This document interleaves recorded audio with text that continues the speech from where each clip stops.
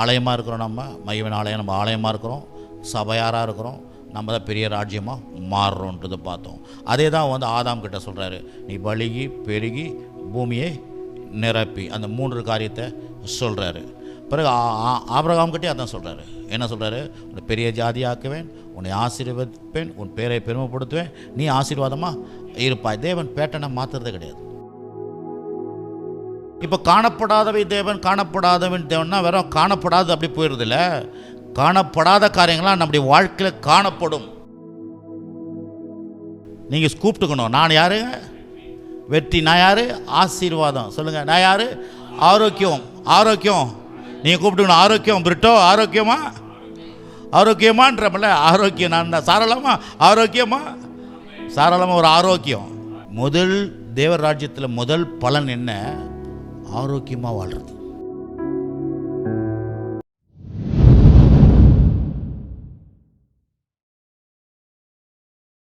காணப்படாதுன்னு பேசி நம்ம காணுகிறத தான் இப்போ யோசனை பண்ணுகிறோம். தேவன் நமக்கு உணர்த்துறாரு, நீங்கள் போடாத போயிட்டீங்களே அப்படின்னு. அதனால 2 பேர் வந்து பாஷையில் நான் கூட பரவாயில்ல, நாங்கள் எங்களுக்கு இதை வீட்டில் மாட்டிக்கிறோன்ட்டு வாங்கிட்டாங்க. பாருங்கள், அப்போது என்ன சொல்கிறாருன்னா, தேவன் நம்ம என்ன பிரசங்கம் பண்ணுறோமோ அது மாதிரி வாழணுன்ட்டு ஆசைப்படுறார். இல்லை நமக்கு என்ன கற்றுக் கொடுக்குறாரோ அது மாதிரி நம்ம யோசிக்கணும் அப்படின்றார். அப்போதே யோசித்தேன், நம்ம போன வருஷம் போட்டோம், இந்த வருஷம் போடலையே. பார்த்திங்கன்னா 40 பேருக்கு கொடுக்கல இந்திக்காரங்களுக்கு. எடுத்துன்னு போனதெல்லாம் போதில்லை. நான் ஒரு 150 தான் கேலண்டர் போட்டேன், ஆனால் 200 போட்டிருக்கணும். அதுக்கப்புறம் அப்படியே சரி இங்கே கொடுக்கலான்ட்டு போகணும். எல்லாருமே எதிர்பார்த்துன்னுக்குறாங்க, கேலண்டர் வரலையேன்னு. நாங்கள் போய் கொடுக்கும்போது சொல்கிறாங்க, இன்றைக்கி தான் அனுப்பணும் கேலண்டர் வாங்குறதுக்குன்னு. நம்ம தான் வந்து சில நேரத்தில் வந்து பயப்படுறோம் மக்களுக்கு. ஆனால் மக்கள் சொல்கிறாங்க, நாங்கள் இங்கே வரணும்னு அங்கே உள்ளே உட்காந்துக்கினே இருக்கிறாங்களாம். சர்ச்சுக்கு போகணும்னு ஆசை இருந்துகிட்டே இருக்குதான்.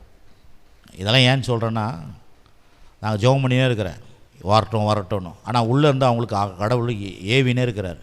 வெளியே இருக்கிறவங்களுக்கு இங்கே வரணும்னு ஆசை இருக்குது, உள்ளே இருக்கிறவங்களுக்கு ரொம்ப ஆசை இருக்கணும்.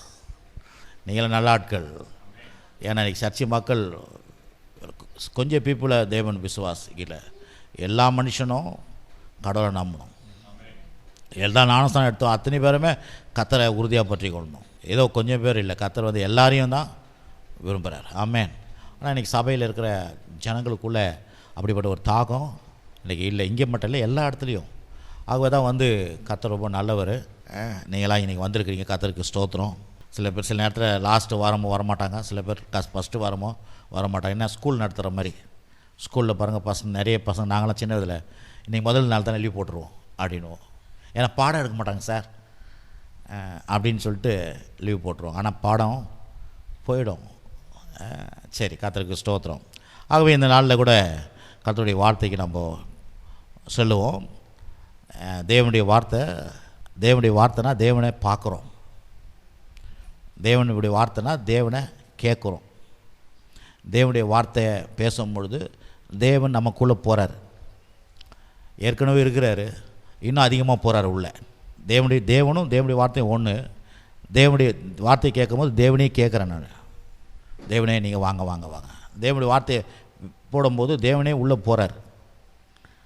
இதெல்லாம் ரொம்ப முக்கியம் பாருங்கள். அப்போ தேவனை பற்றி பேசும்போது தேவனே வந்து இங்கே இருக்கிறார். ஏன்னா எங்கே தேவனுடைய வார்த்தையை பேசப்படுறோம் அங்கே அவர் நான் அங்கே இருப்பேன்றார்.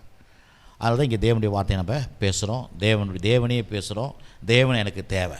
எத்தனை பேர் தேவன் தேவை? ஆமென். தேவன் இருக்கிறாரு, தேவன் இருந்தாலும் தேவன் எனக்கு தேவை. காலைல சாப்பிட்டா மதியம் சாப்பிட்றோம், திருப்பி நாளைக்கும் சாப்பிட்றோம். அதே மாதிரி தான் தேவனை சாப்பிட்டுனே இருக்கணும். தேவனை சாப்பிட்டுன்னா இது கடினமான உபதேசம். அவர் தான் அதை கொடுத்தாரு, என்னை சாப்பிடுவா, அப்போத்தையும் திராட்சை ரசத்தை கொடுத்து சாப்பிடு, ஏன்னா நான் உனக்குள்ளே நிரம்பணும். ஆமென். அதெல்லாம் ரொம்ப முக்கியம் பாருங்கள். ஆகவே இன்றைக்கி நம்ம நிறைய காரியத்தை நம்ம பார்க்க போகிறோம். கடவுள் எனக்கு நிறைய காரியங்களை வெளிச்சத்தை சொல்லியிருக்கிறாரு. மனுஷனுக்கு இன்றைக்கி முதல் தேவை என்ன தெரியுமா? கர்த்தர். முதல் தேவை கர்த்தர். சொல்லுங்கள் பக்கத்தில் பார்த்து, உங்களுக்கு முதல் தேவை கர்த்தருங்க, வேறு எதுவும் தேவையில்லைங்க. முதல் உங்களுக்கு கர்த்தர் தேவை. எனக்கும் தான் சொல்கிறேன். இவங்க எனக்கு கர்த்தர் தேவை. ஆகவே தான் கர்த்தரை நம்பி நம்ம வந்திருக்கிறோம். நல்ல முடிவு, நல்ல ஒரு காரியத்தை நீங்கள் செய்கிறீங்க. ஆனால் அந்த எண்ணத்தோடு எனக்கு கர்த்தர் தேவை. ஆமென். கர்த்தர் எனக்கு தேவை. சரி, ஏசாயா புஸ்தகம் 60ஆம் அதிகாரம் நம்ம அங்கே தான் 1ஆம் தேதி பார்த்தோம். இன்றைக்கு அதை திருப்பி வாசிக்க போகிறேன். வாசிப்போம். 60ஆம் அதிகாரம் 1ஆம் வசனத்திலிருந்து 7ஆம் வசனம் வரைக்கும் எடுத்துங்க எல்லாமே. எழும்பி பிரகாசி, எழும்பி பிரகாசி, உன் ஒளி வந்தது, கர்த்தருடைய மகிமை உன்மேல் உதித்தது. இதோ இருள் பூமியையும் காரில் ஜனங்களின் மூடும், ஆனாலும் உன்மேல் கர்த்தர் உதிப்பார், அவருடைய மகிமை உன்மேல் காணப்படும். உன் வெளிச்சத்திற்கு ஜாதிகளும் உதிக்கிற உன் ஒளியிடத்திற்கு ராஜாக்களும் நடந்து வருவார்கள். சுற்றிலும் உன் கண்களை ஏறெடுத்து பார், அவர்கள் எல்லோரும் ஏகமாய் கூடி உன்னிடத்திற்கு வருகிறார்கள். உன் குமாரர் தூரத்திலிருந்து வந்து குமாரத்திகள் உன் பக்கத்திலே வளர்க்கப்படுவார்கள். அப்பொழுது நீ அதை கண்டு ஓடி வருவாய். இருதயம் அதிசயப்பட்டும் பூரிக்கும். கடற்கரையின் திரளான கூட்டம் உன் வசமாக திரும்பும். ஜாதிகளின் பலத்த சேனை உன் இடத்துக்கு வரும். ஒட்டகங்களின் ஏராளமும் மீதியான் ஏப்பாத் தேசங்களின் வேகமான ஒட்டகங்களும் உன்னை மூடும். சேபாவில் உள்ளவர்கள் யாவரும் பொன்னையும் தூப வர்க்கத்தையும் கொண்டு வந்து கர்த்தரின் துதிகளை பிரசித்தப்படுத்துவார்கள். கேதாரின் ஆடுகளெல்லாம் உன்னிடத்தில் சேர்க்கப்படும். நெபோயாத்தில் கடாக்கள் உன்னை சேவித்து அங்கீகரிக்கப்பட்டதாய் என் பலி பீடத்தின் மேல் ஏறும். என் மகிமையின் ஆலயத்தை மகிமைப்படுத்துவேன். ஆமென். இதை தான் நம்ம வாசித்தோம். இதில் நம்ம ஒரு 4-5 காரியத்தை நம்ம பார்த்தோம் இல்லையா. முதலாவது பாயிண்டில் வந்து இது வந்து ராஜ்யம். நம்ம வந்து தேவன் உலக ராஜ்யத்தில் இல்லை, தேவ ராஜ்யத்தில் இருக்கிறோம். அந்த ராஜ்யத்தை வந்து எல்லாருமே போதிச்சாங்கன்னு பார்த்தோம் இல்லையா. எல்லாமே இயேசுவும் அதான் போதிக்கிறாரு, யோவான் ஸ்நானகமும் அதான் போதிக்கிறாரு, பவுலும் அதான் போதிக்கிறாரு, பேதுருவும் அதை தான் போதிக்கிறாரு, யோவானும் அதை தான் போதிக்கிறான்றதை நம்ம எடுத்து வசனத்தை பார்த்தோம். நீங்கள் 1ஆம் தேதி பிரசங்கத்தை நீங்கள் கேட்டிங்கன்னா தெரியும் உங்களுக்கு. பிறகு அது மாத்திரமல்ல, முதல் மனுஷனுக்கும் கடவுள் 3 காரியத்தை சொல்கிறாரு. என்னென்னா நம்ம வந்து சொன்னோம், இதில் வந்து ஆலயமாக இருக்கிறோம். நம்ம மகிமையின் ஆலயம், நம்ம ஆலயமாக இருக்கிறோம், சபையாராக இருக்கிறோம், நம்ம தான் பெரிய ராஜ்யமாக மாறுறோன்றதை பார்த்தோம். அதே தான் வந்து ஆதாம் கிட்ட சொல்கிறாரு, நீ பலுகி பெருகி பூமியை நிரப்பி, அந்த 3 காரியத்தை சொல்கிறாரு.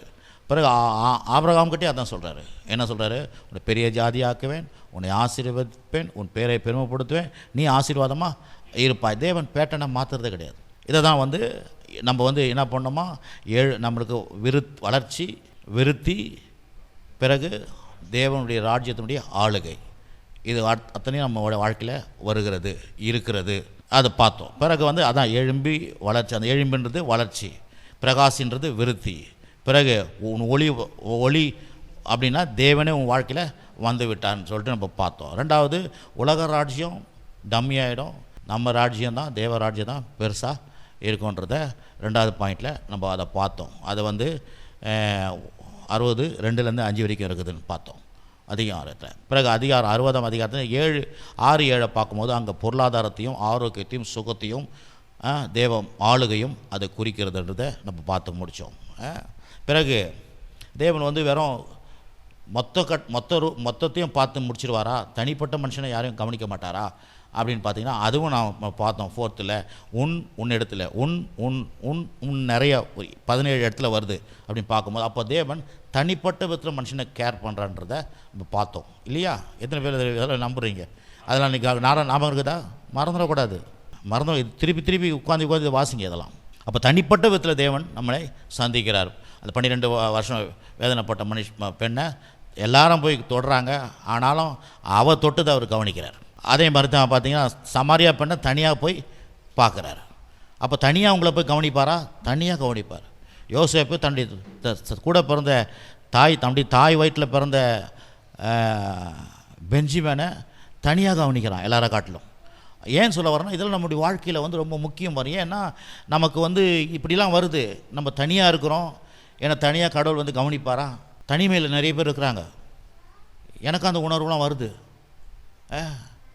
யாரும் இல்லையே, யாரும் நமக்கு சப்போர்ட் இல்லையே, யாரும் நமக்கு வந்து உதவி இல்லையே அப்படின்னு சொல்லிட்டு மனுஷனுக்கு வந்து இதெல்லாம் வருது பாருங்கள். எல்லாருக்கும் வருது. பெரிய பணக்காரனு கூட வருது, ஏழைக்கு இல்லை. பெரிய பணக்காரன் கூட தனிமை உணர்றான். கடவுள் சொல்கிறார், தனிமை உணராத நான் கூட இருக்கிறேன். உன்னை தனிப்பட்ட விதத்தில் நான் கவனிப்பேன். அப்போது தேவன் வந்து அப்படிப்பட்ட தேவன், தனிப்பட்ட விதத்தில் கூட நமக்கு வந்து இடைப்படுகிற தேவனாக இருக்கிறாருன்றதை நம்ம பார்த்தோம். பிறகு கடைசியாக பார்த்தோம், இதெல்லாம் வந்து இந்த வளர்ச்சி, விருத்தி, ஆளுகை இதெல்லாம் வந்து கல்வாரி சிலுவையின் மூலமாக தேவன் அதை தருகிறார். இயேசுவின் ரத்தம், பாடுகள், மரணம், உயிர்த்தெழுதல் மூலமாக நமக்கு இதெல்லாம் தருகிறாருன்றதை நம்ம பார்த்தோம் இல்லையா? பார்த்து முடிச்சதில்ல. போன வருடத்தில் செஞ்ச தேவன் இந்த வருடம் செய்வார். ஏன்னா அவர் நேற்றும் என்றும் மாறாதவர் என்று பார்த்தோம். புதிய காரியங்களை செய்வாரா? நீங்கள் எதிர்பார்க்கிற காரியத்தை கொடுக்கும்படி உன் பேரில் நினைத்திருக்கிற நினைவுகள் அறிவேன், அவை தீமைக்கு அல்ல. அது என்னது அப்படின்னா, தீமையை செய்ய மாட்டேன் இந்த வருஷத்தில், உனக்கு நன்மைகளை செய்வேன், சமாதானத்தை செய்வேன்றதை நம்ம பார்த்து முடித்தோம். அது மாத்திரம் நம்ம கர்த்தர் வந்து அந்த ஆண்டை ஆசீர்வதித்து நம்ம வரவேற்றோம். இந்த புதிய ஆண்டை பரிசுத்த ஆவியான மூலமாக ஆசீர்வதித்து வரவேற்றோம். பிதாகுமார் பரிசுத்த ஆவி நாமத்தினால இந்த ஆண்டுக்குள்ளே நம்ம நுழைஞ்சிருக்கிறோம். எத்தனை பேர் அதெல்லாம் நம்புறீங்க? ஆமேன். ஆண்டுக்குள்ளே நம்ம நுழைஞ்சிருக்கிறோம். நம்ம கடவுள் கொடுத்த அந்த ஆண்டுக்குள்ளே நுழைஞ்சிருக்கோம். எப்படி வீடு கொடுத்து புது வீட்டுக்குள்ளே நுழையிறோமோ, எப்படி ஒரு புதிய ஜாப்புக்குள்ளே நுழையிறோமோ, ஒரு புதிய கிளாஸ்க்குள்ளே நுழையிறோமோ, இந்த புதிய ஆண்டுக்குள்ளே நாம் நுழைந்திருக்கிறோம். ஆமேன். இதெல்லாம் பார்த்து நம்ம முடித்தோம். நான் இன்னும் கேட்கல, ஏன்னா இன்னும் போடல, அதை லேட் ஆகிடுச்சு. அடுத்த வாரத்தை போட்டுருவாங்க, அதை கண்டிப்பாக கேட்கணும். இன்றைக்கி இந்த 60ஆம் அதிகாரத்தில் 1-7 வரைக்கும் வாசிச்சோம்ல. இன்றைக்கு பர்டிகுலர் 2ஆம் வசனத்தை மட்டும் நம்ம பார்க்க போகிறோம். 2ஆம் வசனத்தை மட்டும் பார்க்க போகிறோம். அது எது? இதோ இருள் பூமியையும் காரிருள் ஜனங்களையும் மூடுமா, ஆனாலும் உன்மேல் கர்த்தர் உதிப்பார், அவருடைய மகிமை உன்மேல் காணப்படும். அந்த காணப்படும் அவருடைய மகிமை உன்மேல் காணப்படும். சொல்லுங்கள், காணப்படும். இப்போ காணப்படாதவை தேவன்னா வெறும் காணப்படாது அப்படி போயிடுறதில்ல. காணப்படாத காரியங்கள்லாம் நம்முடைய வாழ்க்கையில் காணப்படும். சொல்லுங்கள், காணப்படும். காணப்படாத விட்டுறது கிடையாது. காணப்படாததெல்லாம் நம்முடைய வாழ்க்கையில் காணப்படும். அப்படின்னா நான் சொல்லலை, அவரே சொல்கிறாரு. என்ன பண்ணுறாராம்? கர்த்தர் உன்மேல் உதிப்பார், அவருடைய மகிமை உன்மேல் காணப்படும். மகிமைனா என்ன அர்த்தம்? மகிமைனா அவருடைய சகலவித ஆசீர்வாதங்கள், அவருடைய அவர் உங்களுக்காக வைத்திருக்க அத்தனை திட்டமும் உன் வாழ்க்கையில் அதை பார்ப்பீங்க. ஆமேன். ஒன்று கூட மிஸ் பண்ண மாட்டார் கர்த்தர். அவர் நமக்காக என்னென்ன வச்சிருக்காரோ அத்தனை காரியத்தை நம்முடைய வாழ்க்கையில் பார்ப்போம். நம்ம பார்க்குறது மாத்திரம் இல்லை, ஊரே பார்க்கும். ஆமேன். அதுக்கு தான் 3ஆம் வசனம் சொல்லுது, ஊரே அதை பார்க்கும். ஏன்னா அவர் அப்படியே உங்களை என்னையும் ஒரு காட்சி பொருளாக இங்கே பூமியில் வைக்கிறவராக இருக்கிறார். சரி, அது மட்டும் இல்லை, இன்றைக்கி ராஜ்யத்தை பற்றி நம்ம இதை பார்க்கும்போது, இன்றைக்கி நம்ம ராஜ்யத்துக்குள்ளே இருக்கிறோம். இந்த ராஜ்யத்தில் முதல் பலன் என்ன? இந்த ராஜ்யத்தில் முதல் பலன் சொல்லுவாங்களே, இந்த ராஜ்யம்னா இந்த அரசுக்கு முதல் தேவ ராஜ்யத்தில் நமக்கு பலன் என்ன அப்படின்னு பார்த்தீங்கன்னா, வியாதி இல்லாத வாழ்வது. எத்தனை பேர் வியாதி இல்லாத வாழணும்? பாருங்கள், இது தேவ ராஜ்யத்தில் இல்லை, இது வந்து உலக ராஜ்யத்தில் இல்லை. உலக ராஜ்யம்னா வியாதி இருக்குது. தேவ ராஜ்யத்தில் முதல் பலன் என்ன? வியாதி இல்லாத வாழ்வது. சுகவீனமாக இருக்கிறதுக்கு தேவ சித்தமே கிடையாது. எப்பொழுதுமே சுகமாக இருக்கணும். ஆகவே தான் நான் முதலே சொல்லிடுறேன், லாஸ்ட்டு சொல்கிறது, நம்மலாம் யார் தெரியுமா? பேர் வைப்பாங்க, ஆரோக்கிய சாமி, ஆரோக்கியநாதன். நீங்கள் தான் ஆரோக்கியநாதன், நீங்கள் தான் ஆரோக்கிய சாமி. என்னென்னா ஆரோக்கியமான சாமி நமக்குள்ளே இருக்கிறார். ஆரோக்கியநாதன், ஆரோக்கிய சாமி அப்படின்னா என்ன? நான் ஆரோக்கியம். சொல்லுங்கள், என் பேர் ஆரோக்கியம்தான். என் பேர் என்னது? ஆரோக்கியம். என் பேர் என்னது? ஆசீர்வாதம். என் பேரில் வெற்றி இருக்குது, பிரிட்டோ விக்டர், வெற்றி. என் பேர் வெற்றி தான். நீங்கள் கூப்பிட்டுக்கணும், நான் யாரு? வெற்றி. நான் யார்? ஆசீர்வாதம். சொல்லுங்கள், நான் யார்? ஆரோக்கியம். ஆரோக்கியம். நீங்கள் கூப்பிட்டுக்கணும், ஆரோக்கியம் பிரிட்டோ, ஆரோக்கியமா? ஆரோக்கியமான்றப்பல ஆரோக்கியம் நான் தான். சாரலாமா? ஆரோக்கியமா? சாரலாமா ஒரு ஆரோக்கியம். முதல் தேவர் ராஜ்யத்தில் முதல் பலன் என்ன? ஆரோக்கியமாக வாழ்கிறது. ஆமேன். இது உலகத்தில் கிடையாது, தேவ ராஜ்யத்தில் இருக்குது. ஆகவே தான் நம்ம 53ஆம் அப்போ இதுக்கு மருந்து கர்த்தர் தயாரித்து வச்சுக்கிறாரா? ஆரோக்கியமாக வாழ்றதுக்கு கர்த்தர் மருந்து வச்சுருக்கிறாரா? கொரோனாவுக்கு மருந்து கண்டுபிடிச்சாங்களா? நான் சொல்கிறேன், ஆரோக்கியத்துக்கு தேவன் 2000 ஆண்டுக்கு முன்பாக மருந்து கண்டுபிடிச்சி வச்சுக்கிறார். ஆரோக்கியமாக வாழ்றதுக்கு மருந்தை கண்டுபிடிச்சி விட்டார். அந்த மருந்து நிறைய இருக்குது. ஏகப்பட்ட மருந்து இருக்குது. அந்த மருந்தெல்லாம் எடுத்து நீங்கள் பயன்படுத்தணும். ஆமென். இப்போது சிம்பிளாக அந்த மருந்துங்களை சொல்லி கொடுக்குறேன். ஏசாயா புஸ்தகம் 53. நீங்கள் என்ன பண்ணுறீங்களோ, என்னப்பா இட்லி சாப்பிட்றீங்களோ, நீங்கள் சட்னி சாப்பிட்றீங்களோ, ரவா தோசை சாப்பிட்றீங்களோ, அது இல்லையோ, இதை சாப்பிடணும். ஆமென். இதை சாப்பிட்டே ஆகணும். நல்லா உயிர் வாழணும், நல்ல ஆரோக்கியமாக இருக்கணும், சளி பிடிக்காத இருக்கணும், தலைவலி வராத இருக்கணும், கிட்னி ப்ராப்ளம் இல்லாத இருக்கணும், யூரின் ப்ராப்ளம் இல்லாத இருக்கணும், குடல் ப்ராப்ளம் இல்லாத இருக்கணும், கால் எரிச்சல் இல்லாத இருக்கணும், பிபி இல்லாத இருக்கணும். பிறகு நான் 120 வயசுக்கு வாழணும்னு ஆரம்பித்தா 120 வயசு வாழ்ந்தால் மட்டும் போதாது, நான் இளமையாக வாழணும். டெய்லி சொல்லுங்கள், நான் ரொம்ப இளமையாக இருப்பேன், இளமையாக இருப்பேன். நேற்று பெரிய கோட்டீஸ்வரங்கிட்டலாம் சொன்னேன், இதெல்லாம் உங்ககிட்ட சொல்கிறதுக்குண்ணா. கோட்டீஸ்வர ஆளுங்கிட்ட சொன்னேன் இளமையாக இருக்குன்னு சொல்லுங்கள் அப்படின்னு. இளமையாக இருப்பேன் பாஸ்டர்ண்ணா, நான் இளமையாக இருப்பேன். சொல்லுங்கள், இளமையாக இருப்பேன். நல்ல வேடுங்க இதெல்லாம். நம்ம நல்ல வேடுங்க நம்ம பிடிக்கல போய் இளமையா இளமையா. ஆனால் மூஞ்சில் பார்த்த மட்டும் இப்படி தடைப்பேன், இளமையாக இல்லாத மாதிரி பார்த்துக்கணும். கர்த்தர் சொல்ல இளமையாக இருப்பேன். 103 வாசிச்சோம்ல இப்போ சங்கீதம் பார்த்தீங்களா? வாழ வயது போல் உன்னை ஆக்கு அப்படின்னா உன்னை இளமையாக ஆக்குவேன். 120 வயசு மட்டும் கிழமை மூஞ்சி மாதிரி இருக்கும். நிறைய பேர் கொண்டாடுறாங்க, அப்படியே தடுவேன். இளமையாக இருப்பேன் நான். இளமையாகவே 120 வயசு வரைக்கும் நான் இருப்பேன். வாய் தவிர சொல்லுங்கள், இளமையாக இருப்பேன் சார். சொல்லுங்க, சாப்பிடுங்க சார், இளமையை சாப்பிடுங்க, இளமையை சாப்பிடுங்க, இளமையை சாப்பிடுங்க. வாயில் தான் சாப்பிட்றது.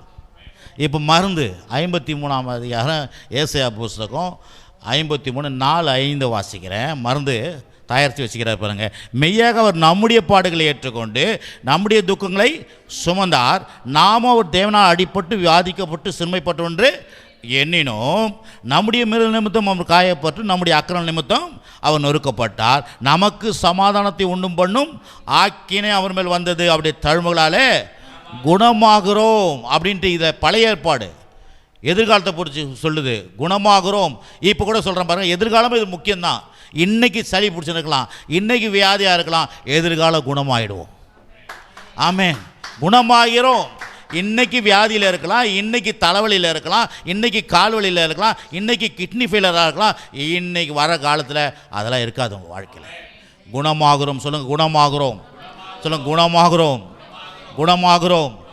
பாருங்கள் எப்படி கடவுள் மருந்தை தயார் பண்ணி வச்சுக்கிறாருன்னா, தன்னுடைய உயிரையே கொடுத்து தன்னுடைய ஜீவனே கொடுத்து மருந்து தயார் பண்ணி வச்சுக்கிறார். ஹலோ, கர்த்தர் மருந்து தயார் பண்ணி வச்சுக்கிறார் சார். இந்த இலையெல்லாம் வச்சு இல்லை, மூலிகையில் இல்லை, அவருடைய ரத்தத்தினால மருந்து தயார் பண்ணி வச்சுக்கிறாரு. அவருடைய பாடுகள்னால மருந்து தயார் பண்ணி வச்சுக்கிறாரு. அவருடைய சரீரத்தை பிற்கப்பட்டதில் என்ன ஜோசப்பு பௌரியா தூங்கணுமா மருந்து சொல்லுங்கள், மருந்து தயார் பண்ணி வச்சுக்கிறாரு. பாருங்கள், ஆரோக்கியம். நீங்கள் இளமையாக இருக்கணும், இளமையாக இருப்பேன். ஏன்னா போயினே இருப்போம் நம்ம. இன்னைக்கு வயசு மாறி அது அப்படியே டல். இன்றைக்கி பாருங்கள், சின்ன வயசு பசங்க கூட எப்படி இருக்கிறாங்கன்னா, ஓடி ஆடி விடாது கிடையாது. உள்ளே பூந்துங்கன்னு இடி உட்காந்திங்கன்னு அது என்ன வாழ்க்கை. அது செல்ஃபோனை ஓடிச்சே போட்டலாமான்னுக்குது. அந்த காலத்தில் நாங்கள் ஓடி ஈடி பசங்க இன்றைக்கி பாருங்கள், இப்போ ஏதோ ஆடுதுங்களா பாருங்கள். அப்படியே அந்த டிவி செல்ஃபோனு இதுக்கு மேலே வெளியே போய் சூரியனை கூட பார்க்குறது கிடையாது பிள்ளைங்க. நானும் ஓடி ஆடி விளையாடுவோம் பாருங்கள். எங்கள் வீட்டில் வந்தாலே அப்பா அந்த சத்தம் வந்துடுச்சுடா, ஓடும். ரோட்டில் வண்டி இது ஓட்டுறது அது ஓட்டுறது, பசங்களாம் நிற்க வச்சிங்கன்னு அந்த டயரை ஓட்டிங்கன்னு உள்ளே கயிறை கட்டின்னு பஸ் ஓட்டின்னு இருப்பேன். இன்றைக்கி பசங்க எதனா பண்ணுறாங்க, பிள்ளைங்க எதனா பண்ணுறாங்களா பாருங்கள், ஓட்டுறது. உள்ளே உட்காந்து செல்லை பார்க்குறது, டிவியை பார்க்குறது, அப்படியே உள்ளேயே வந்து அந்த இதை வேறு வச்சிட்றான், அந்த ரம்மியெல்லாம் ஆடுறது. ஓ, கையில் எதை தூக்கவும் முடியாது. நான் சொல்கிறேன், ஆரோக்கியம். சொல்லுங்கள், ஆரோக்கியம். ஆரோக்கியமாக இருக்கும். தயார் பண்ணி வச்சுக்கிறேன் மருந்து தயார். 1 பேதுரு 2:24 மருந்து பாருங்கள். இது சும்மா சாம்பிளுக்கு காமிக்கிறேன். இது பைபிளே மருந்து தான். பைபிளே உங்களுக்கு மருந்து தான். நம்ம டாக்டர் தேடி ஓடுறோம் மருந்துக்கு. நான் டாக்டர்லாம் குறை சொல்ல. அவர் சொல்கிறாரு, பிணியாளுக்கு வைத்தியன் தேவை. நமக்கு தான் ஒரு வைத்தியம் இருக்கிறாரப்பா, அவரையே ஒப்பு கொடுத்து வைத்தியம் பண்ணி வச்சுக்கிறாரு. ஆமென். 2ஆம் அதிகாரம், நாம் பாவங்களுக்கு செத்து நீதிக்கு பிழைக்கும்படி. அப்பா, நான் பாவத்துக்கு செத்துட்டேனா? பாவத்துக்கு செத்துட்டேன். சொல்லுங்கள், நான் பாவத்துக்கு செத்துட்டேன். சொல்லுங்கள், பாவத்துக்கு நான் செத்துட்டேன்.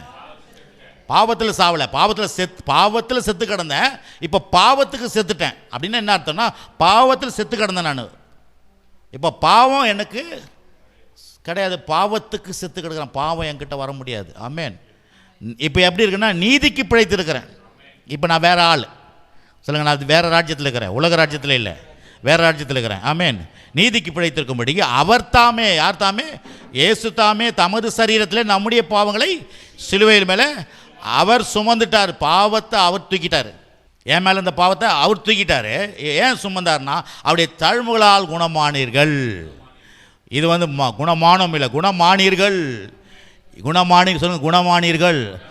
பாட்டும் கூட நிறைய பாருங்கள், விசுவாச அறிக்கை கூட மாற்றணும். வருவார்கள் வருவார்கள் வருகிறார்கள், கூட்டம் கூட்டமாக வருகிறார்கள். பாட்டு பிழைப்பானே பிழைப்பேனே, எதிர்காலில் பிழைக்கிறேன். எல்லாத்தையும் ஒரு ட்ரிப்பு பிழைப்பானே, அடுத்த ட்ரிப் என்ன பண்ணோம்? பிழைக்கிறேன். ஆமேன். அதான் இங்கே சொல்லுது பாருங்க, ஒரு இடத்துல சொல்லு குணமானீர்கள், குணமானோம், குணமாவோம். அப்போ இங்கே சொல்லுது குணமானீர்கள். வேதம் பாரு ரெண்டும் சொல்லுது, வருங்காலத்தையும் சொல்லுது, நிகழ்காலத்தையும் சொல்லுது, எதிர்காலத்தையும் சொல்லுது. ஆமென். அல்லேலூயா. அப்போ பாருங்கள், இங்கே பாருங்கள், மருந்து அழகாக தயார் பண்ணிக்கிறேன். என்னது? சிலுவை மேல் சுமந்த அவருடைய தழும்புகள். சொன்னுங்க, அவருடைய தழும்புகளால். மாத்திரை சாப்பிடுங்க. மாத்திரை அவர் தழும்புகளால் சுகமானேன், சுகமானீர்கள். ஆமாம், மாத்திரை போடணும். மாத்திரை மருந்து போட போட நீங்கள் ஆரோக்கியமாக இருப்பீங்க. ஆமென். ஆனால் நமக்கு பாருங்கள், எல்லா டைமுக்கு நான் ட்ரெயினில் பார்க்குறேன் பாருங்கள், சாப்பிட்டு முடித்தோடனே ட்ரெயினில் போகிற வரல அழகாக எல்லோரும் அந்த பேக்லேயே வச்சுருப்பாங்க ஒரு மாத்திரை எடுத்து. ஒவ்வொருத்தரும் வந்து அப்படியே கை நிறைய போடுறாங்க மாத்திரைங்களை. அப்படியே சக்கரை அப்படி சாப்பிட்ற மாதிரி அவ்வளோ மாத்திரைங்களை பிரித்து பிரித்து பிரித்து சாப்பிட்ணுக்கிறாங்க. அடப்பாவிகளை, உலக ராஜ்யம் அப்படி தான் இருக்கும். ஆமேன். சொஸ்த மனம் உடலுக்கு ஜீவன். சொல்லுங்கள், சொஸ்த மனம். வெறும் வந்து சரீரத்தை மட்டும் கற்றுட்டு குணமாக்குறோம், உள்ள மனதே குணமாக்கிறாரா? சொஸ்த மனம். சொல்லுங்கள், சொஸ்த மனம். வாய் திறந்து சொல்லுங்கள். மாத்திரை சாப்பிடுங்க. மாத்திரை நம்ம பாருங்கள், இந்த பிள்ளைய வாயை திறந்து ஊற்றுறாங்க பாருங்கள், அந்த மாதிரி சொல்லுங்கள், சொஸ்த மனம். சரி, எனக்கு சொஸ்த மனம், உடலுக்கு ஜீவன். அது நீதிமொழி 12:14 எடுங்க காமிங்க பார்ப்போம். ஏன்னா அல்லேலூயா. சொஸ்த மனம் உடலுக்கு 30 உடலுக்கு ஜீவன். பாருங்க, சொஸ்த மனம் உடலுக்கு ஜீவன், உடலுக்கு ஜீவன். பொறாமையோ எலும்புருக்கி. அதே பொறாமைப்பட்டா என்ன ஆகும்? எலும்புருக்கி. பொறாமைப்படக்கூடாது. சொஸ்த மனம் உடலுக்கு ஜீவன். இந்த சொஸ்த மனம் எங்கே வருது? இயேசுடைய அந்த பாடுகளையும் ரத்தத்தையும் மரணத்தையும் நீங்கள் விசுவாசிக்க அதை பேச பேச பேச உங்களுக்கு சொஸ்த மனம் வந்துடும். ஆமேன். மனம் கூட, மனதில் கூட பாருங்க, கர்த்தரை சுகமாக்குறாராம். வசனம் மனசை கூட சுகமாக்கிடும். ஆமேன். அது மாத்திரம் இல்லை, இன்னொரு வசனத்தை வாசிப்போம். நீதிமொழி 4:22. மாத்திரை கொடுக்குறேங்க. மாத்திரை 4:22. மாத்திரை கொடுத்தோன்னே என்ன பண்ணுவாங்க தெரியுமா? பக்கத்தில் போயிட்டு கம்பவுண்டர்கிட்ட போய் கேட்டு, இது காலைல போடுறதா சாயந்தரம் போடுறதா சொல்லுங்கள், சின்னது பெருசு மஞ்சள் எப்போ போடுறது அப்படின்வாங்க. இந்த மாத்திரையெல்லாம் எடுத்து பாருங்கள், எழுதிலாம் வைக்கிறது கிடையாது. மாத்திரை எடுத்து வச்சிங்க. இந்த மாத்திரையெல்லாம் எடுத்து எடுத்து எடுத்து எடுத்து போடணும். நீதிமொழிகள் 4:22. அவைகளை கண்டுபிடிக்கிறவர்களுக்கு அவைகள் ஜீவனும் அவர்கள் உடலுக்கெல்லாம் ஆரோக்கியமாம். பாருங்க, இங்க எதை கண்டுபிடிக்கிறது? வசனம் சொல்லுது, 20ஆம் வசனம், என் மகனே என் வார்த்தைகளை கவனி, என் வசனங்களுக்கு உன் செவியை சாய், அவைகள் உன் கண்களை விட்டு பிரியாதிருப்பதா, அவைகள் உன் இருதயத்துக்குள்ளே காத்துக்கொள். அவைகள் கண்டுபிடிக்கிறவர்களுக்கு அவைகள் ஜீவனும் அவர் உடலுக்கெல்லாம் ஆரோக்கியமாம். பாருங்க, தேவராஜ்யம் எப்படி வேலை செய்யுதுன்னா, தேவனுடைய வார்த்தையில் தான் வேலை செய்யுது. தேவராஜ்யம் எப்படி இயங்குது? அதான் பரலோகம் போகலான்றாங்க. பரலோக ராஜ்யம் கிடையாது. பரலோகம் போகிறது பெருசு இல்லை, பரலோக ராஜ்யத்தில் நல்லா வாழணும். பரலோக ராஜ்யம் எங்கே இருக்குது? இங்கே இருக்குது, பூமியில் இருக்குது, உங்களுக்குள்ளே இருக்குது, எனக்குள்ளே இருக்குது. அப்போ சொல்கிறார், இங்கே சொல்கிறார் பாருங்க, அவைகள் கண்டுபிடிக்கிறவர்களுக்கு. அப்போ கண்டுபிடிக்கிறது யார் வேலைங்க? சார்மா உங்கள் வேலை தான் கண்டுபிடிக்கணும். சொல்கிறாங்களே, எப்படியாட்டு தேடி வீடை கண்டுபிடிச்சிட்டேன் பாரு, வந்துட்டேன்யா உங்கள் வீட்டுக்கு, அட்ரஸை கேட்டு அப்படின்னு. அட்ரஸை கேட்டு கண்டுபிடிக்கிறதுக்கெல்லாம் தெரியுது. ஆனால் நம்ம ஆரோக்கியத்தை கண்டுபிடிங்க. ஆமேன். பாருங்க சொல்கிறார், அவைகள் கண்டுபிடிக்கிறவர்களுக்கு அவைகள் ஜீவனும். அப்படின்னா வாழ்க்கை நல்லா இருக்குமா? பிறகு அவள் உடலுக்கெல்லாம் அது ஆரோக்கியம். சொன்னல ஏற்கனவே ஆரோக்கியம். நீங்கள் யார்? ஆரோக்கியம். சொல்லுங்கள், என் பேர் ஆரோக்கியம். ஆரோக்கியமே கூப்பிட்டுங்க. ஆரோக்கியமே, ஆரோக்கியமே. பேர் வேறு எந்த பேராக வச்சிங்க, பிரிட்டோ விக்டர்னு வச்சிங்க. ஆனால் உங்கள் பேர் ஆரோக்கியம். ஏன்னா ஆரோக்கியம் தேவை எனக்கு. ஆரோக்கியமாக இருக்கிறீங்களா கேட்குறாங்களா? ஆரோக்கியமாக இருக்கிறீங்களா? சௌக்கியமாக இருக்கிறீங்களா? ஆரோக்கியம் சொல்லுங்கள். ஆரோக்கியம் பாருங்கள். இதுதான் ராஜ்யத்தின் பேச்சு. ராஜ்யத்தின் பேச்சு இதுதான். உலக பேச்சு எதுனா என்ன ரொம்ப வியாதி, லொக்குன்னு இரும்புறாரு எங்கள் வீட்டுக்காரரு. ஒரே தொல்லை. ட்ரெயினில் போனால் ஒரே தொல்லை பாருங்கள். இந்த ஏசி இதெல்லாம் போனேன். அதுக்காக தான் இப்படி மூடிப்பேன் நான். பாவம் என்ன பண்ணி இனிமேனே இருக்கிறாங்க. அது ஏசியில் வேறு வரும். அதனால் அந்த லொக்குன்னு இரும்புறது இருக்கக்கூடாது. ஆரோக்கியம் சொல்லுங்கள். நான் ஆரோக்கியமாக இருப்பேன்.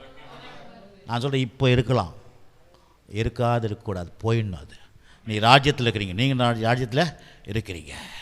இந்த ராஜ்யத்தில் வியாதி இருக்காது. ஆரோக்கியம் சொல்லுங்கள். ஆரோக்கியம், ஆரோக்கியம் பாருங்கள். அது உடலுக்கெல்லாம் ஆரோக்கியமா. உடலுக்கெல்லாம் சொல்லுங்கள். எல்லா உடல்னா என்ன? உடலுக்குன்னா எல்லா பார்ட்ஸ்லையும் ஆரோக்கியம் இருக்கும். நீங்கள் வேணாவோ தெரியலப்பா, நாளைக்கு வியாதி ஆனால் கர்த்தர் சொல்லுவார், எப்பா அந்த ஆள் சொல்லி கொடுத்தான், பிடிச்சிக்கோ. ஆரோக்கியம் பாருங்கள். இன்றைக்கி மனுஷனுக்கு என்ன தேவை? ஆரோக்கியம் தேவைங்க. ஆரோக்கியமாக இருந்தால் தான் நம்ம நல்லா இருக்க முடியும். எனக்கு தேவை ஆரோக்கியம். கால் ரொம்ப நேரம் நின்னா கால் வலிக்குதில்ல, வலிக்கூடாது. எவ்வளோ நேரம் நின்னாலும் கால் வலிக்கூடாது. ஏன்னா வலி இல்லாததுக்காக எனக்காக இயேசு அடிக்கப்பட்டார். எனக்காக என்ன இருக்கப்படாது. அவ்வளோ மருந்து தயார் பண்ணிக்கிறாரு. அவ்வளோ பயங்கரமான மருந்து. அது என்ன மருந்துனா ஜீவனே கொடுத்தாரு. அவமானப்பட்டார் எனக்காக அடிக்கப்பட்டார், நொறுக்கப்பட்டார். ஏன்னா எனக்காக அவமானப்பட்டார். நான் அவமானப்படக்கூடாது. வழியில் நான் வலி வேதனையில் அவமானப்படுறது தேவ திட்டமே கிடையாது. நான் ஆரோக்கியமாக இருக்கணும், நான் சுகமாக இருக்கணும், நல்ல இளமையாக இருக்கணும். அதான் தேவராஜ்யத்தினுடைய மாடல். இது திராவிட மாடல் கிடையாது, தேவராஜ்யத்தின் மாடல், இயேசுவின் மாடல். ஹலோ, இருக்கிறீங்களா இல்லையா? அந்த மாடல்லாம் இருக்கட்டும், பரவாயில்ல. இது தேவராஜ்யத்தின் மாடல். இயேசுவின் மாடல் என்ன? ஆரோக்கியமாக இருப்பது, ஆரோக்கியமாக இருப்பது, நோய் இல்லாத இருப்பது. அதான் ராஜ்யத்தின் மாடல், தேவராஜ்யத்தினுடைய மாடல். இருக்கீங்களா இல்லையா? நான் இதை கத்தி சொல்லலாம் கண்டிப்பாக. தேவ ராஜ்யத்தின் மாடல் ஆரோக்கியமாக இருப்பது, ஆரோக்கியமாக இருப்பது, ஆரோக்கியமாக இருப்பது, குறைவில்லாது இருப்பது. பைசாக்கு என்னப்படுது? தட்டுப்பாடே இருக்கக்கூடாது. ஆமென். ஆரோக்கியமாக இருந்தாலே பாருங்கள் எல்லாம் நிறைய வந்துடுங்க. அப்போ பாருங்கள், இந்த ராஜ்யத்தை பற்றி நீங்கள் என்ன பண்ண உங்களுக்குள்ளே பேசணும். ஆமென். பாருங்கள், நாங்களாம் எங்கள் சர்ச்சுக்கு நாங்களாம் போகும்போது, எங்கள் சர்ச்சு பார்த்திங்கன்னா நான் ஒரு பாரம்பரிய சர்ச்சில் இருந்தேன். நல்லா சூப்பராக இருக்கும் சர்ச்சு. ஆனால் நான் இந்த சர்ச்சுக்கு போனோம் பாருங்கள், கல்லறை உள்ள தான் இருக்கும். கல்லறைலாம் பக்கத்துலாம் கல்லறை. போகிறப்போவே ஆட்டோக்காரனே வரமாட்டான் உள்ளே கல்லறைக்கு. காலங்காலத்தில் கல்லறை உள்ளே போக சொல்கிறீங்க. நாங்கள் அது உள்ள தான் போவோம். ஆனால் நாங்கள் என்ன பண்ணுவோம், நல்லா ரட்சிக்கப்பட்டு கொஞ்ச நாள் ஆன பிறகு இருக்கிற மனுஷன்லாம் ஒவ்வொருத்தரையும் எடுத்துகிட்டு போவோம். நாங்கள் ஐயோ கல்லறை உள்ளே எப்படி ஆக்ஷன் போகிறதெல்லாம் யோசிக்க மாட்டோம். அந்த மாதிரி நீ யோசிக்கக்கூடாது. இவ்வளோ தூரம் வரணுமே இழுத்துன்னு வந்துடணும் ஆளுங்களை. ஹலோ, நான் தான் உட்காரும்போது யோசனை பண்ணியிருந்தேன். யோசிச்சிருந்தேன் நான். நம்ம தான் போவோம், மக்களை உட்கார வச்சு டூ வீலர் தூக்கி இழுத்துன்னு போயிடுவோம். அதனால் நீங்கள் என்ன பண்ணக்கூடாது, ஐயோ எங்கள் சர்ச்சு சின்ன சர்ச்சு தூரமாக இருக்குது அப்படின்னு யோசிக்காதீங்க. கர்த்தர் அதெல்லாம் பார்க்குறாரு. ஆமென். எந்த சர்ச்சுக்கும் நம்ம, ஏன்னா சர்ச்சு இல்லை, ஆண்டவர் இங்கே இருக்கிறாரு. ஆரோக்கியம் இருக்குது. சொல்லுங்கள், ஆரோக்கியம். இன்றைக்கி எங்கே ஆரோக்கியம் இருக்குது சொல்லுங்கள்? ஆரோக்கியம் இங்கே இருக்குது. ஆரோக்கியத்தை பற்றி கற்றுக் கொடுக்குற இடம் இது. ஆரோக்கியமாக இருக்கணும். ஆமென். பிறகு அது மட்டும் இல்லை, அந்த மருந்தை கர்த்தர் தராரு. அந்த மருந்தை கர்த்தர் தருகிறார். வெறும் மருந்து தயார் வச்சது மட்டும் இல்லை, அந்த மருந்தை கர்த்தர் தராராமா. ஆமென். கர்த்தர் தராராம். பார்த்தீங்களா? வாசிக்கலாமா? மத்தேயு சுவிசேஷம் 11ஆம் அதிகாரம். இப்போ நான் பிரசங்கம் பண்ணும்போது உங்கள் மேலே கடவுள் வேலை செய்கிறாரு. நினச்சிட்டு இருக்கிறாங்க ஏதோ தண்ணி சும்மா உட்காந்துட்டு போகிறோம். இல்லை சார், வெளில இங்கே அற்புதம் நடந்துருக்குது, அதிசயம் நடந்துருக்குது, காரியங்கள் நடந்துருக்குது. உங்கள் மனது உள்ளலாம் இந்த வார்த்தை போய் உள்ளே மாற்றுது. பாருங்கள். பாருங்கள், இயேசு சொல்கிறாரு, அந்த மருந்தை நான் தரேன்றார். என்ன மருந்தை தயார் பண்ணி வச்சுருந்தேன், அந்த ஆரோக்கியத்தை நான் என்ன பண்ண தரேன்றாரு. வாசிக்கலாமா? 11:28-30 வரைக்கும் வாசிக்கிறேன் பாருங்கள். வருத்தப்பட்டு பாரம் சுமக்கிறவர்களே, நீங்கள் எல்லாரும் இடத்துல வாருங்கள், நான் உங்களுக்கு இளைப்பாறுதலை தருவேன், அந்த ஆரோக்கியத்தை தருவேன், அந்த சுகத்தை தருவேன், அந்த ஐஸ்வர்யத்தை தருவேன், அந்த உயர்வை தருவேன், அந்த மேன்மையை தருவேன், நீ எதிர்பார்க்குறதெல்லாம் தருவேன். நான் சாந்தமும் மனத்தாழ்மையுமாய் இருக்கிறேன். என் நுகத்தை உங்கள் மேல் ஏற்றுக்கொண்டு என்னிடத்தில் கற்றுக்கொள்ளுங்கள், அப்பொழுது உங்கள் ஆத்துமாவுக்கு இளைப்பாறுதல் கிடைக்கும். என் நுகம் மெதுவாயும் என் சுமை லகுவாய் இருக்கிறது என்றார். அப்போ பாருங்க என்ன சொல்கிறாருன்னா, கர்த்தர் சொல்கிறார், வருத்தப்பட்டு பாரம் சுமக்கிறவர்களே. அது எல்லாத்துக்கும் சொல்லலாம். எல்லா வருத்தம், ஏன்னா மனுஷன் வருத்தம் தான் இருக்குது. தேவராஜ்யத்தில் இல்லைன்னா வருத்தம் தான், தேவராஜ்யத்தில் வருத்தம் கிடையாது. சொல்கிறார், வருத்தப்பட்டு பாரம் சும, நீங்கள் எல்லாம் என்கிட்ட அப்படின்னா நான் வருத்தம் தருவேனா? உன் வருத்தத்தை எடுத்துருவேன், உன் பிரச்சனையை எடுத்துருவேன். அதுக்காக மருந்து தயார் வச்சுக்கிறேன். அந்த மருந்தை நான் இப்போ கொடுக்க போகிறேன் பார். எப்படி கொடுப்பாரான்? நீங்கள் எல்லாரும் இடத்துல வாருங்க, நான் உங்களுக்கு இளைப்பாறுதலை தருவேன். அப்படின்னா என்ன இளைப்பாறுதல்னா? உனக்கு உன் வாழ்க்கையில் ஆரோக்கியத்தையும் சுகத்தையும் பலத்தையும் ஆரோக்கியத்தையும் சமாதானத்தையும் சந்தோஷத்தையும் நான் என்ன பண்ணுவேன், உனக்கு தருவேன் சொல்லிட்டார். தருவேன்னு சொல்கிறாரு. சொல்லிட்டு முதல்ல நான் சாந்தமும் மனத்தாழ்மையாக இருக்கிறேன் அப்படின்றாரு. பிறகு என் நுகத்தை உங்கள் மேல் ஏற்றுக்கொண்டு அப்படின்னா என்ன சொல்கிறாருன்னா, அவர் அதை என்ன சொல்கிறார், அவருடைய வார்த்தையை, அந்த வார்த்தை தான் நுகம், அந்த வார்த்தையை என்ன பண்ண, என் மனத்தாழ்மை இருக்கிறேன், என் நுகத்தை உங்கள் மேல் ஏற்றுக்கொண்டு அப்படின்னா என் வசனத்தை உண்மை தலைமையில் வச்சுக்கோ. ஹலோ, என் வசனத்தை உன் தலைமையில் வச்சுக்கோ. ஏற்றுக்கொள்ளனா நான் கொடுக்குற அந்த வசனத்தை தலைமையில் வை. தலைமையில் வச்சு என்ன பண்ணணும், தலைமையில் தண்ணி ஊற்றினா உள்ளெல்லாம் போயிடும். சொல்கிறாரு, என் தலைமையில் என்னுடைய வார்த்தையை உன் தலைமையில் வை. என் நுகத்தை உங்கள் மேல் ஏற்றுக்கொண்டு என்னத்தில் கற்றுக்கொள்ளுங்கள். அப்படின்னா என்ன அர்த்தம்னா, கற்றுக்கொள்ளுங்கள்னா என்ன பண்ணால், அதுக்கு தான் இந்த ராஜ்யம் எப்படி வேலை செய்யுதுன்னு கற்றுக்கணும். இதுக்கு எதுக்கு வரோன்னா, இது உலக ராஜ்யம் கிடையாது, இன்னும் அந்த மாடல் கிடையாது, இது வேறு மாடல். ஆமென். இது விசேஷமான மாடல், இயேசுவின் மாடல், அற்புதமான மாடல். அப்போ பாருங்கள், கவனிங்க. அப்போ என்ன சொல்கிறாருன்னா, இளைப்பாறுதலை தருவேன், ஏற்றுக்கொண்டா என்னத்தில் கற்றுக்கொள்ளுங்கன்றாரு. அப்போ நம்ம என்ன பண்ணோம், எதுக்கு வந்திருக்கோம், இன்றைக்கி கற்றுக்கிறதுக்கு வரோம். என்ன தெரில பாருங்கள், நமக்கு எப்படி தேவராஜ்யம் வேலை செய்து, எப்படி தேவன் நமக்கு வாழ்க்கையில் செயல்படுறாரு அந்த கற்றுக்கிறதுக்கு தான். நான் சொல்லலை, இயேசுவே சொல்கிறாரு, என்னிடத்தில் நான் கற்றுக்கொள்ளுங்கள், அதுக்கு தான் நீங்கள் வந்திருக்கீங்க. பிறகு அப்பொழுது உங்கள் ஆத்துமாக்களுக்கு இளைப்பாறுதல் கிடைக்கும். இப்போ திருப்பி சொல்கிறாரு, யாரும் சரீரம் மாத்திரம் இல்லை, உள்ளே இருக்கிற மனதுக்கும் என்ன பண்ணுவா, இளைப்பாறுதலை தருவேன்றாரு. நிறைய பேருக்கு பாருங்கள், மனசு அங்கேயும் அலைஞ்சு நிற்கும். இப்பயே உட்காந்துக்கும் போது நிறைய மனசு இங்கேயும் அங்கேயும் அப்படி கடவுள் சொல்கிறாரு, நான் இளைப்பாறுதல், மனசுக்கே இளைப்பாறுதல் தரேன், மனசுக்கு இளைப்பாறுதல் தருகிறேன்றாரு. 30ஆம் வசனம் சொல்கிறாரு. 30ஆம் வசனத்தில் என் நுகம் மெதுவாயும் என் சுமை லகுவாய் இருக்கும். அப்படின்னா என்ன சொல்கிறாருன்னா, சில பேர் பொருளை தயாரிச்சுட்டு சொல்லுவாங்கள்ல, என்ன சொல்லுவாங்க, நோ சைடு எஃபெக்ட். என்னதுங்க, நோ சைடு எஃபெக்ட். அதான் சொல்கிறாரு, நோ சைடு எஃபெக்ட்ப்பா. இது என்ன சொல்கிறாரு, என் நுகம் மெதுவாயும் என் சுமை லகுவாக இருக்கும், நோ சைடு எஃபெக்ட். இதனால் என்ன ஆகாது, சைட்லலாம் எதனா இந்த மருந்தெல்லாம் சாப்பிட்றதுனால எதனா ஆகிட போதா, நோ சைடு எஃபெக்ட்டு. இன்னொன்று சொல்கிறாரு, நோ காஸ்ட், பணமே வேணாம். பாருங்க, என் நுகம் மெதுவாயும் என் சுமை லகுவாக இருக்கும். அப்படின்னா எஃபெக்டும் ஆகாது, நோ எஃபெக்ட்டு, சைடு எஃபெக்ட் ஆகாது, எந்த பணமும் தர தேவையில்லை. நீங்கள் சுகம் ஆரோக்கியத்துக்கு ஓடணுன்னா டாக்டர்கிட்ட கட்டை தூக்கின்னு போகணும். அந்த கட்டை பார்த்தோன்னே சொல்லுவார், இந்த கட்டெல்லாம் பத்தாது, உன் பிரச்சனைக்கு இந்த கட்டெல்லாம் பத்தாது சார், கட்டுக்கட்டாக கொண்டு வா.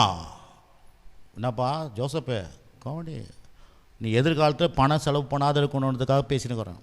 வியாதி நோய்க்கு எதிர்காலம் பணம் போயிடும். ஏன்னா இருள் மூடும் பூமி. என்ன அர்த்தம், வியாதிகள் வரும், புது வியாதிகள் இப்பயே ஆரம்பிச்சிச்சான் சீனால். ஜாக்கிரதை, சும்மா பேசுகிறாரு, 1ஆம் தேதி இப்படி பேசுகிறாருன்னா யோசிக்காதீங்க. என்னன்னா இருள் மூடும் பூமியை.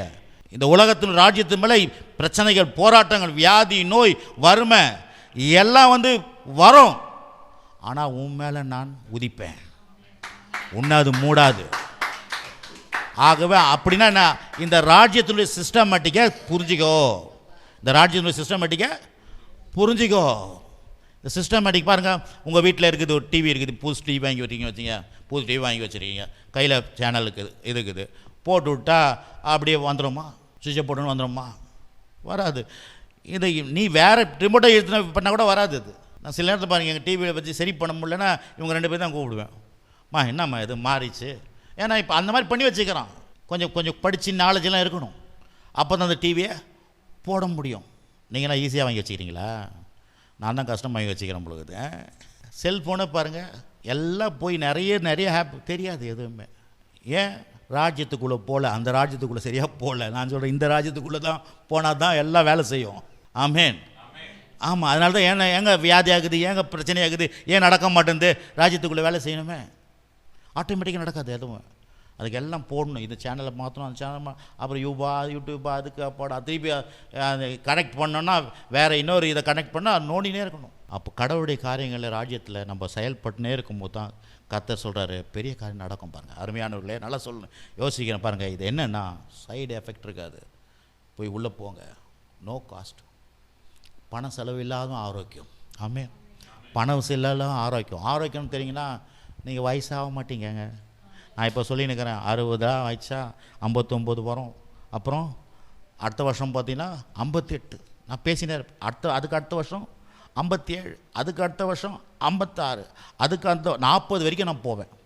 ஏன்னா கால் லைஃப் 40 வயசுக்கு பெலன் அவனுக்கு 80 வயசுலேருந்து தான். ஆமேன்.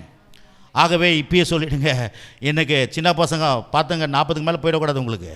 அதே நேரத்தில் அந்த இளமையே இருக்கணும், இளமையே இருக்கணும். ஏன்னா இந்த பாருங்கள், எனக்குலாம் சின்ன வயசுலேயே நரைச்சிடுச்சு, 15 வயசுல தெரியுதா? இப்போ நான் கருப்பாக பார்க்குறியா, தடவி வச்சுருக்கிறேன். இப்படிலாம் மறைக்க வேண்டியதாகுது. இதெல்லாம் இல்லாக்கூடாது உனக்கு. நீலாம் என்ன வாங்கக்கூடாது, தடவுறது இருக்கக்கூடாது உனக்கு. புரிஞ்சுக்க இப்பயே தலையில் சின்ன பசங்களை தடவுற மாதிரிலாம் வச்சுக்கூடாது, கண்ணாடி போடக்கூடாது. நீ இப்போ புரியுது உனக்கு. என்னமோ இல்லை என்னமோ சொல்கிறாரு, முன்கூட்டியே சொல்லினுக்கிறேன் எல்லாருக்கும். நானும் பாருங்கள் இப்படி ரிவர்ஸ் வர போகிறேன். ஆமேன். ஏன்னா இதெல்லாம் விலங்கலை பாருங்கள், முதல்லாம் விலங்கலை. முதல்ல வந்து நிறைய பேருக்கு இதெல்லாம் விலங்கலை. எல்லாம் எங்கே போகணும், பரலோகத்துக்கு போகணும். பூலோகத்தில் ஒன்றே எப்படி அதே மாதிரி அந்த ராஜ்யத்து மாதிரியே இரு. அது எதுக்கு அப்புறம் ராஜ்யம்? எதுக்கு தேவ ராஜ்யம்? எதுக்கு வந்து சொல்கிறார்ல, ஏன் இந்த மாடல் வந்துச்சு? எங்கள் மாடல்னால் இப்படி. நான் சொல்கிறேன், இயேசுவின் மாடல்னால் இப்படி தான். பரலோக மாடல் இது. என்ன மாடல்? வியாதியாக இருப்பது பரலோகம், வியாதியாக இல்லாத இருப்பது தான் பரலோக மாடல். ஆரோக்கியமாக இருப்பது தான் பரலோக மாடல். பிரச்சனை இல்லாத இருப்பது தான் பரலோக மாடல். சண்டை சச்சரவு இல்லாத இருப்பது தான் பரலோக மாடல். பல விதமான கஷ்டங்கள் இருக்குது, கஷ்டம் பிரச்சனைகள், அது பரலோக மாடல் கிடையாது. ஆமேன். பரலோக மாடல்னா இப்படி தான். அடுத்தது பாருங்கள், மத்தேயு சுவிசேஷம் 4ஆம் அதிகாரம் 23, 24. மத்தேயு சுவிசேஷம் 4ஆம் அதிகாரம் 23, 24. பின்பு இயேசு, இதை அன்றைக்கி வாசித்தோம், அன்றைக்கி நைட்டு வாசிங்க. பின்பு இயேசு கலிலேயா எங்கும் சுற்றி திரிந்து அவருடைய ஜெப ஆலயங்களை உபதேசித்து ராஜ்யத்தின் சுவிசேஷத்தை பிரசங்கித்து ஜனங்களுக்கு உண்டாயிருந்த சகல வியாதிகளையும் சகல நோய்களையும் நீக்கி சுஸ்தமாக்கினார். சரி, 24. அப்புறம் 24 வாசிங்க. அவருடைய கீர்த்தி சிரியா எங்கும் பிரசித்தமாயிற்று. அப்பொழுது பலவித வியாதிகளையும் வேதனைகளையும் அடைந்திருந்த சகல பிணியாளிகளையும் விசுவாசப்படுத்தவர்களையும் சந்திர ரோகிகளையும் திமிரவாதக்காரரையும் அவரிடத்தில் கொண்டு வந்தார்கள். அவர்களை சுத்தமாக்கினார். என்ன பண்ணாரா? அவர் யாருங்க அவர்னா யாரு சொல்லுங்க? இயேசு கிட்ட என்ன பண்ணாரா? முதல் அவர் என்ன பண்ணார்? ஜெபாலயத்தில் போய் என்ன பண்ணார்? முதல் பிரசங்கம் பண்ணார். ஹலோ, ஜெபாலயத்தில் என்ன பண்ணார்? பிரசங்கம் பண்ணார். நான் சொல்கிறேன், பைத்தியமாய் தோன்றுகிற பிரசங்கத்தினால்தான் காரியத்தை கர்த்தர் மாத்துறார். ஆமென். பைத்தியம்னா அது பிரசங்கம் பைத்தியம் கிடையாது, நமக்கு பைத்தியமாய் தோன்றுது பாருங்க. அந்த பைத்தியமாய் தோன்றுகிற பிரசங்கத்தை தேவன் வேலை செய்கிறார். ஹலோ, நான் இப்போ உட்காந்து பிரசங்கம் பண்ணி கேட்டுக்கிறேன்னா ஏதோ இல்லை, இந்த பைத்தியமாய் தோன்றுகிற பிரசங்கத்தின் மூலமாக தான் தேவன் வேலை செய்கிறாரு. பிரசங்கம் பண்ணலைன்னா தேவன் வேலை செய்ய மாட்டார். ஆமென். இருக்கிறீங்களா இல்லையா? நான் சொல்ல இங்கே சொல்கிறாரு, பின்பு இயேசு கலிலேயா எங்கும் சுற்றி நடந்து அவருடைய ஜெப ஆலயங்களில் உபதேசித்து ராஜ்யத்தை எதை சொன்னார்? எதை சொல்லுகிறாரு? ராஜ்யத்தின் சுவிசேஷத்தை. ஆமாம், அப்படின்னா ராஜ்யத்தின் பரலோக மாடலை, ராஜ்யத்தின் மாடலை பிரசங்கம் பண்ண. ராஜ்யம் பரலோக மாடல் என்னது? வியாதி இல்லாத இருப்பது. பரலோக மாடல் என்னது? குறைவில்லாத இருப்பது. பரலோக மாடல் என்னது? சண்டை இல்லாத இருப்பது. பரலோக மாடல் என்னது? எந்தவித குறைபாடு இல்லாத இருக்கிறது தான் பரலோக மாடல். அப்போ சொல்கிறார் பாருங்க, ராஜ்யத்தின் சுவிசேஷத்தை பிரசங்கத்தில் பிரசங்கிச்சிட்டாராம். பிரசங்கம் பண்ணுறோம். அப்போ நான் என்ன பிரசங்கம் ஏன் பண்ணுறேன்?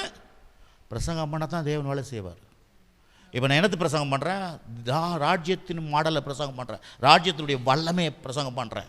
பிரசங்கத்தில் தேவ வல்லமை இருக்குது, பிரசங்கத்தில் தேவ ஆரோக்கியம் இருக்குது, பிரசங்கத்தில் தேவனுடைய ஆசீர்வாதம் இருக்குது, பிரசங்கத்தில் சுகம் இருக்குது, பிரசங்கத்தில் உங்கள் குடும்ப வாழ்க்கை இருக்குது, பிரசங்கத்தில் எதிர்காலம் இருக்குது.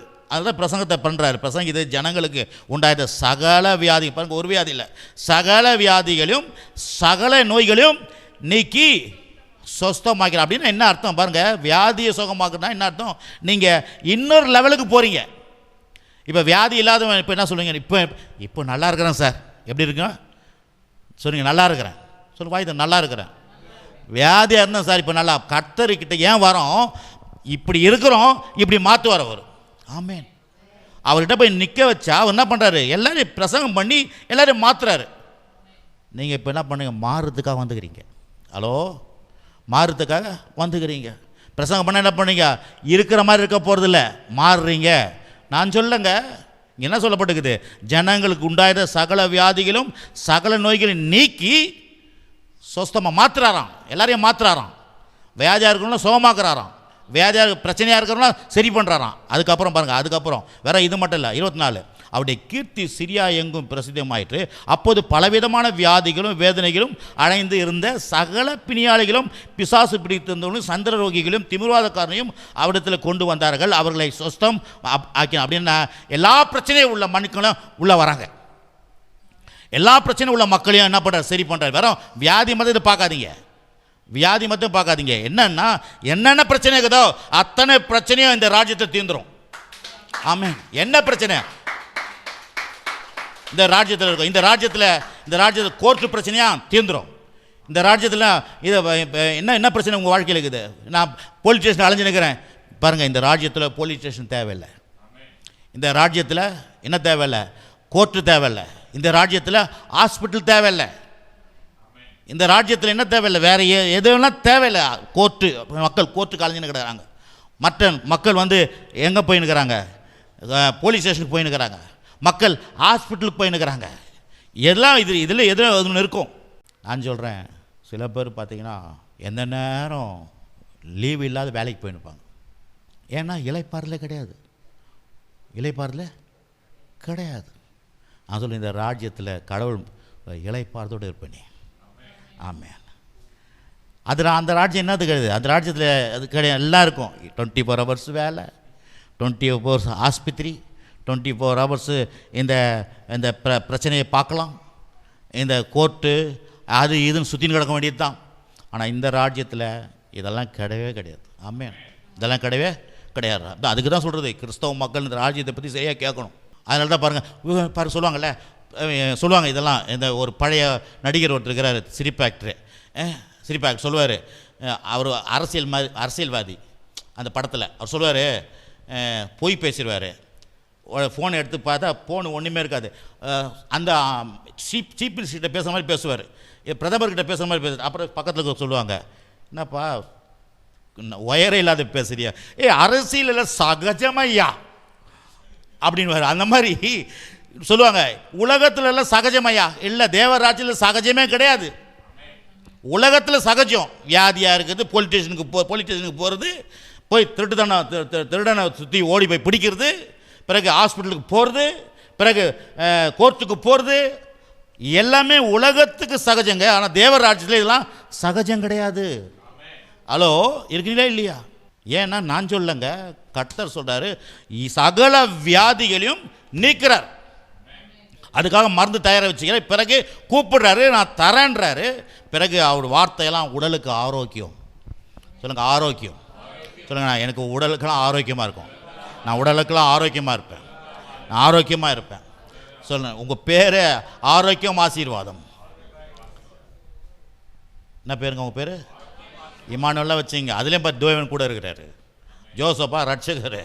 பாருங்கள், அப்போ பாருங்கள் கடவுள் பாருங்கள். பிறகு இந்த வார்த்தை நான் எதுக்கு சொல்கிறேன்னா, போன வாரம் அதான் 2 நாளைக்கு முன்னே அதை சொன்னேன்னே, ஒரு பெரிய மிஷின்லாம் ஓப்பன் பண்ணுறதுக்கு ரெஜிஸ்டர் பண்ணுறதுக்காக போயிருந்தேன்.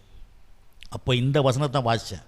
இந்த பிணியாளி, இந்த வியாதிக்காக எல்லாம் சுற்றி அப்படி பார்க்குறாங்க. என்னடா பெரிய மிஷின், இதுலேருந்து சிங்கப்பூர்லேருந்து வந்தது, இது மலேசியாவில் கோடிக்கணக்கான அமௌண்ட்டு. அது எவ்வளோ தூரம் இருக்குன்னா இங்கேருந்து இந்த கேட்டு தூரம் இருக்கும் அந்த மிஷின். இந்த டவுன்லோடு பிரிட்டோ தான் அப்போ ரெஜிஸ்டர் பண்ணிட்டு வந்தார். நீங்கள் பார்க்குறீங்க எது உள்ள ஒருத்தர் ஆளுக்கிறாருன்னு. ரெஜிஸ்டர் பண்ணும்போது நிறைய பேர் நின்னாங்க, பெரியவங்களாம் நின்னாங்க. இந்த வசனத்தை எடுத்து பேசினேன். அவங்களே பார்க்குறாங்க, என்னடா இந்த வசனம் இந்த மிஷினுக்கும் இதுக்கும் சம்மந்தமே இல்லைன்னு. அப்படின்னா ஏற்கனவே நீங்கள் சாதாரண இதோட கம்மியான மிஷினை வச்சுருந்தீங்க, இப்போது அந்த லெவல்லேருந்து இன்னும் லெவலுக்கு போகிறீங்க. அப்படின்னா வியாதியாக இருந்தான்னா அடுத்த லெவலுக்கு போகிறது அது. ஆமென். இப்போ வியாதியாக இருக்கிறேன், இனிமேல் ஆரோக்கியமாக இருக்க போகிறேன், அதான் அந்த லெவல். அது வெறும் என்ன பண்ணுறதுக்கு வியாதிக்கு மாத்திரம் இல்லை, அடுத்த லெவலுக்கு போகிறீங்க. ஆமென். இன்னொரு லெவலுக்கு போகிறீங்க. நீங்கள் இப்போலாம் வியாதியோடு இருக்கிறீங்க, இப்போலாம் பிரச்சனையோடு இருக்கிறீங்க, போராட்டத்தோடு இருக்கிறீங்க, கஷ்டத்தோடு இருக்கிறீங்க. ஆனால் தேவன் உங்களை வேறு லெவலுக்கு கொண்டு போகிறார். ஆமென். அதுதான் அதனுடைய வார்த்தையினுடைய சாராம்சம். பிறகு சொன்னேன், இவ்வளோ பெரிய மிஷின் தயாரிக்கிறான், மிஷின் மேலே கார் தயாரிக்கிறான், பொருளெல்லாம் தயாரிக்கிறான், டிவி கூட தயாரிக்கிறான். முதல் என்ன TV, black and white TV இல்லையா? இல்லை அந்த இந்த டிவி, அதுக்கப்புறம் ஃப்ளாட் டிவி, அதுக்கப்புறம் கலர் டிவி, அதுக்கப்புறம் இப்போ கலர் டிவியிலே சப்பையாக வந்துடுச்சு, பெருசாக வந்துச்சு டிவி, வித்தியாசமாக. ஆனால் அந்த மனுஷன் அதே மனுஷன் தானே. ஹலோ, புரியுதா நான் சொல்கிறது? கடவுள் எவ்வளோ அட்வான்ஸுன்றதை பேசினுக்கிறேன். இப்போது தேவன் எவ்வளோ பெரியவர். நம்ம அட்வான்ஸாக போகல, நம்மலாம் அட்வான்ஸ் போகிறதுக்கு அவர் இன்னும் 10,000 ஆண்டுகளுக்கு கூட அட்வான்ஸாக இருப்பார். இப்போ 2000 இல்லை, இன்னும் 10,000 ஆண்டு போனாலும் அவர் அட்வான்ஸாக உங்களை என்ன உண்டாக்கிட்டு வச்சுக்கிறார். ஹலோ, இப்போ புதுசு மக்கள் வராங்க, புதுசாக தயாரிக்கணும், ஆகவே இப்போலாம் ஆர்ட்டை கொஞ்சம் பெருசாக வைப்போன்னு வைக்கல ஆண்டவர். இப்போ புது தயாரிக்க பண்ணுறாங்க, மூளையை கொஞ்சம் பெருசாகணும்னு சொல்லிட்டு பெருசாகல ஆண்டவர். புரியுதா நான் சொல்கிறது? தேவன் எவ்வளோ பெரியவர், உங்களை காட்டில் ரொம்ப அட்வான்ஸ் அவர். நம்ம தயாரிக்கிறதுல இந்த ஒரு குறிப்பிட்ட வருஷத்துக்கு தான் இருக்கும், அடுத்த வருஷத்துக்கு இது பழையசுங்க, இன்னும் அட்வான்ஸ் வந்துடுச்சுங்க, இன்னும் அட்வான்ஸுங்க. இந்த அட்வான்ஸில் யார் தயார் பண்ணுது? மனுஷன்.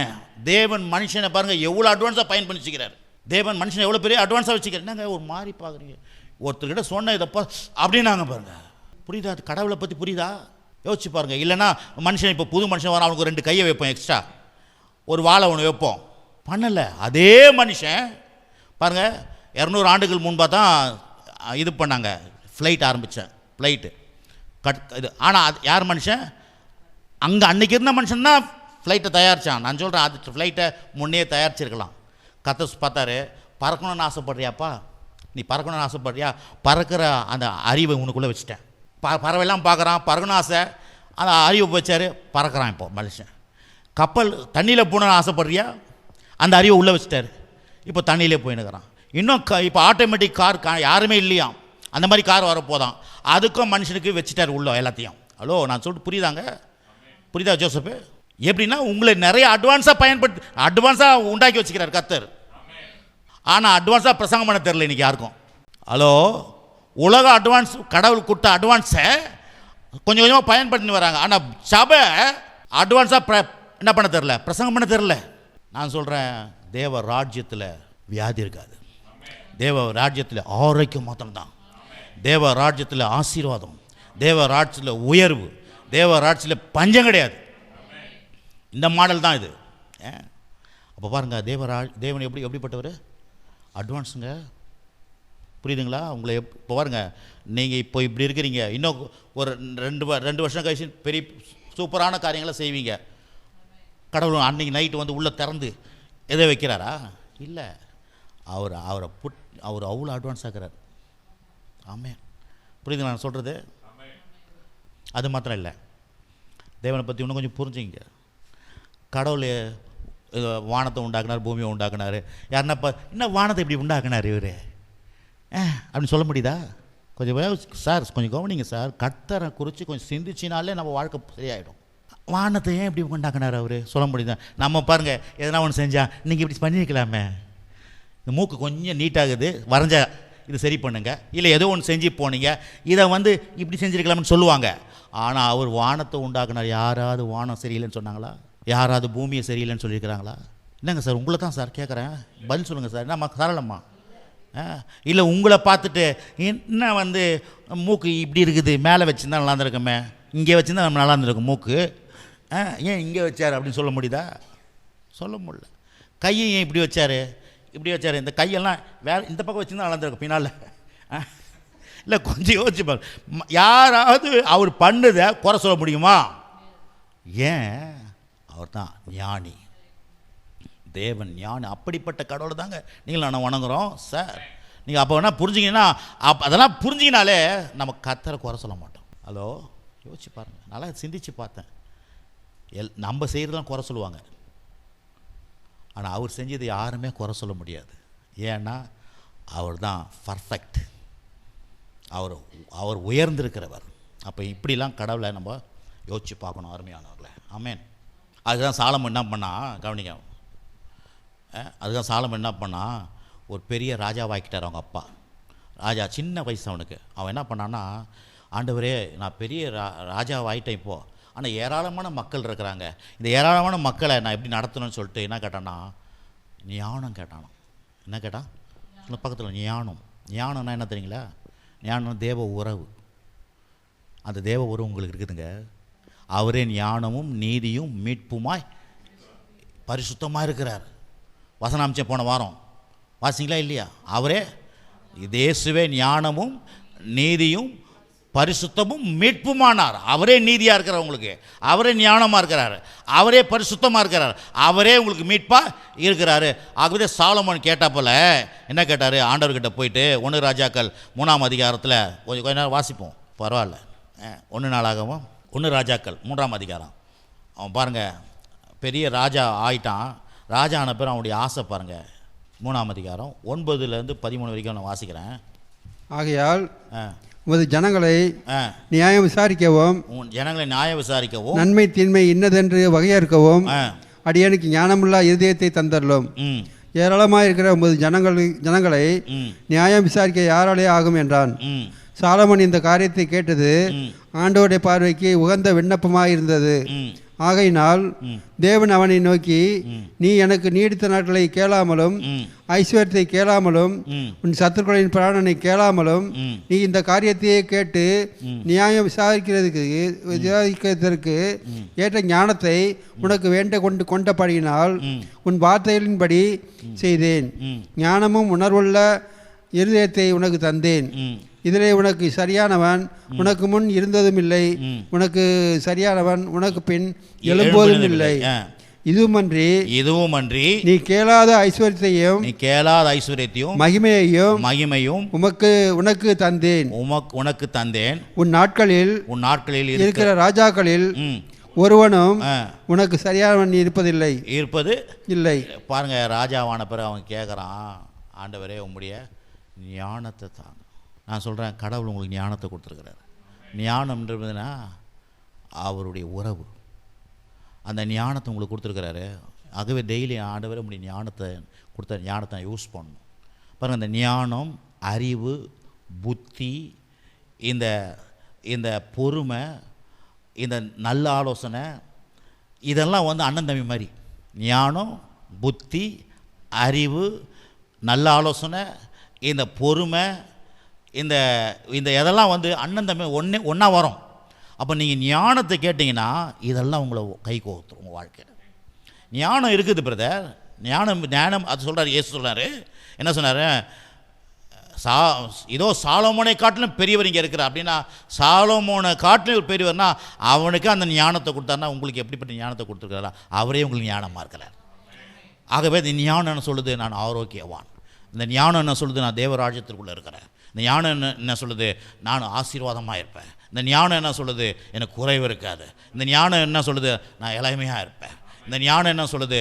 நான் வர விருத்தியாவேன். இந்த ஞானம் என்ன சொல்லுது? என் தேவைகள்லாம் கர்த்தர் சந்திப்பார். இந்த ஞானம் பாருங்க, அவன் சொல்கிறான். அது மட்டும் இல்லை, அவன் ஞானத்தை கேட்டானா கர்த்தர் அவனுக்கு கேளாத ஐஸ்வர்யத்தையும் கொடுத்துக்கிறார்.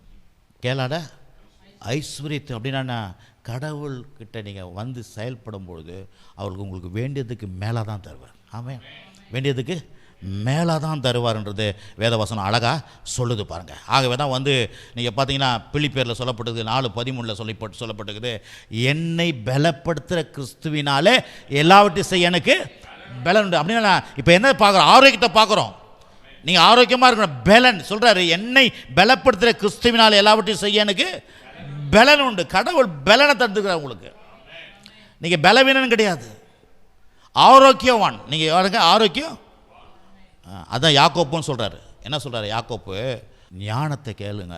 ஆண்டவர்கிட்ட உங்களுக்கு ஞானம் இல்லைன்னா எல்லாம் சம்பூர்ணமாக கொடுக்குற தேவனிடத்தில் கேட்க கடவுன்றார். அப்போ எதுக்கு அந்த ஞானம் அப்படின்னா, தேவராஜ்யத்தை விளங்கி கொள்றதுக்கு, தேவராஜ்யத்தை புரிந்து கொள்வதற்கு, நான் ஆரோக்கியமாக இருப்பது. ஆமேன். நான் ஆரோக்கியம் சொல்லுங்கள், ஆரோக்கியமாக இருப்பது. ஆரோக்கியமாக இருக்கணும். நீங்கள் ஆரோக்கியம்னு சொல்லும் போது அந்த இடத்துல என்ன இருக்கும்? ஆசீர்வாதமாக இருக்கும். ஏன்னா ஆரோக்கியமாக இருக்கும்போது என்ன பண்ண, வீண் செலவு வராது, தேவையில்லாத செலவுலாம் வராது. கர்த்தர் பாருங்கள் நமக்கு ஆரோக்கியத்தை தர. சங்கீதம் 106:43 வாசி நம்ம முடிப்போம். சங்கீதம் 106:43 107 107:43 எவன் ஞானமுள்ளவனோ எவன் ஞானமுள்ளவனோ அவன் இவைகளை கவனிக்க கடவன். ஞானவான்கள் கர்த்தருடைய கிருபைகளை உணர்ந்து கொள்வார்கள். நீங்களாம் ஞானவன் நான் விரும்புகிறேங்க. நீங்களாம் ஞானவன் நினைக்கிறேன். நான் ஞானவானம்மா? நீங்கள், நான் திருப்பி சொல்கிறேன், நீங்கள் எவ்வளோ படிச்சிங்க, எவ்வளோ பட்டம் பண்ணீங்க, எவ்வளோ பெரிய பின்னணியிலேருந்து வரீங்க, அதெல்லாம் தேவனுக்கு முக்கியம் கிடையாது. நீ தேவனால் பிறந்திருக்கிறீங்களா? நீங்கள் ஞானவான். நீங்கள் தேவனால் பிறந்திருக்கீங்களா? தேவனுடைய ஆசீர்வாதம் உங்களுக்கு உண்டு. நீங்கள் தேவனால் பிறந்திருக்கிறீங்களா? நீங்கள் ஆரோக்கியவானாக இருக்கிறீங்க. ஏன்னா தேவ ராஜ்யத்தில் இருக்கீங்க. நீங்கள் எழும்பி பிரகாசி ஒளி வந்தது, கர்த்தருடைய மகிமையின் மேலே உதித்தது. பூமியெல்லாம் எல்லாமே வந்து இருள் மூடமா, ஆனால் உன் மேலே மகிமை காண ஆரோக்கியம் காணப்படும். உண்மையில் ஆரோக்கியம் காணப்படும். ஆரோக்கியமாக இருப்பீங்க, ஆசீர்வாதமாக இருப்பீங்க. உங்கள் மேலே சுகத்தை பார்க்க முடியும். உங்கள் மேலே ஆரோக்கியம் பார்க்க, ஆரோக்கியம் வாசனை வீசும், சுகம் என்கிற வாசனை வீசும், ஆசீர்வாதம் என்கிற வாசனை வீசும். ஏன்னா ஞானவான் இவைகளெல்லாம் உணர்ந்து கொள்வான். சும்மா உலகம் பேச மாதிரி பேசக்கூடாது. சகஜம்பா, வியாதிலாம் சகஜம்பா. நாங்கள் என்ன மாடலில் வாழ்கிறீங்க? இயேசுவின் மாடல், பரலோக மாடல். ஆமாம், அதெல்லாம் வெளியே திராவிட மாடலாக இருக்கட்டும். நீங்கள் பரலோக மாடலில் இருக்கிறீங்க, இயேசுவின் மாடலில் இருக்கிறீங்க. அங்கே வியாதி இருக்காது, வறுமை இருக்காது, வியாதி இருக்காது, பிறகு சண்டை இருக்காது, சச்சரவு இருக்காது, குறைவு இருக்காது, போராட்டம் இருக்காது, எந்த தீமையும் அங்கே இருக்காது. ஆமென். அப்போ அந்த ராஜ்யத்துக்குள்ளே நீங்கள் இருக்கிறீங்க. கர்த்தர் சொல்கிற அந்த ராஜ்யத்தை இளைப்பாறுதல் ராஜ்யம் அது. ஆமென்.